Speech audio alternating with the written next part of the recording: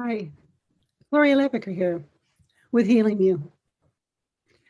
How do you respond to signals of irritation or stress from someone you barely know?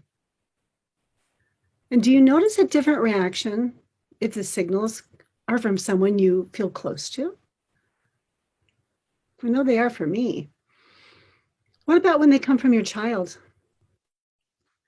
The ways that a parent interacts with their child has a dramatic impact on how the child's brain forges connections to adapt to the environment they find themselves in. I remember a time when I shared my own internal responses after I saw a furrow between my youngest daughter's eyes. It was several years ago. Let me take you on a little journey now and share how things unfolded for us on that day when I was in relationship with her. It was after we had returned home from an outing with my grandkids, and we put them down for their naps. And then I noticed there was just this subtle shift in my daughter's stance. She's a tall girl. She's even taller than me. She was standing tall and her shoulders were braced back, and she had that furrow back right there in the crease of her brow. So I said, "What's up?" as I sat on the couch. She said pointedly, "Why aren't you putting Rylan into public school?"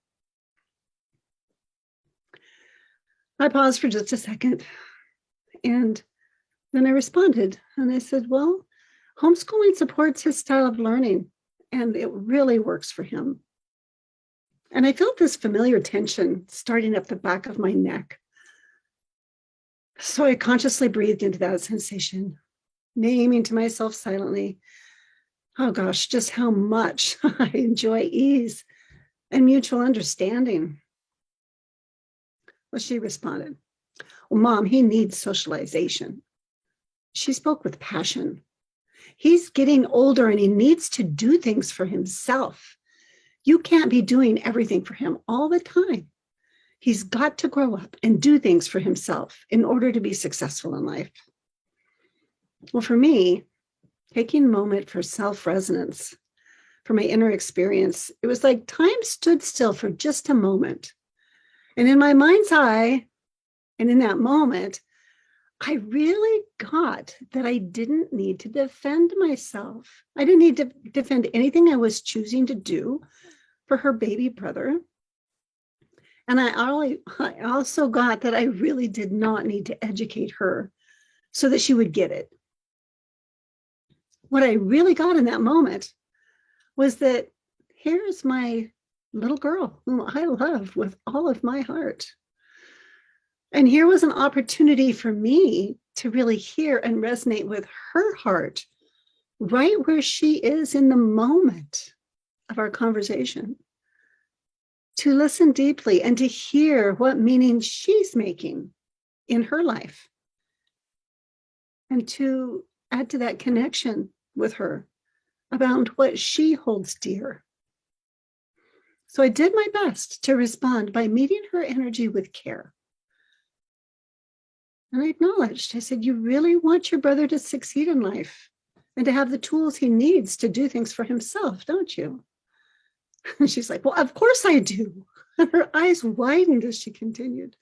"He's going to need to be able to do things for himself, to go to college and make a life for himself.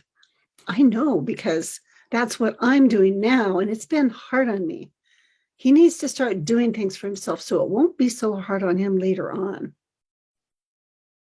So I paused again and I said, "So it's really opened your eyes to be aware of a lot of new things to go to college, hasn't it?" She said, "Yeah, it has. And I've talked with my professors at college about Rylan, and he needs structure and discipline right now." So again, just really listening deeply to her, not going into defending or explaining. I reflected back. I said, "You really do care deeply for your little brother, and you want to be sure he has all the resources he needs to develop and live a full and meaningful life." I was making a connection to those underlying needs that I guessed were present for her. And I witnessed her face as it softened and her posture relaxed. And she moved to sit in the easy chair across from me. At that point, I saw something had shifted within her, and she began to pour her heart out to me about all the many things that she'd been holding inside, around what it's been like for her to live so far away from home, and how the student body had become like a family to her, how meaningful it was to have a mentor, and also how stressful it is when she had to transfer and join a new student body, and how much she loves and worries about her baby brother. She continued to speak for an hour and a half as I listened deeply, and I reflected what I heard her say, co-creating her coherent narrative together. How everything a child experiences with a parent will forge connections between the cells in the prefrontal cortex. This is the brain in the palm of the hand model. The flow of emotional energy and information from your brain to your child's brain and from your body to your child's body, they have a direct and powerful impact on their key emotional and arousal systems. So when you are emotionally responsive in relationship with children, vital connections form, enabling them to cope well with stress and to manage strong emotions later in their lives. So at that point, the little ones were starting to wake up, and my daughter was getting ready to go to work out at the gym.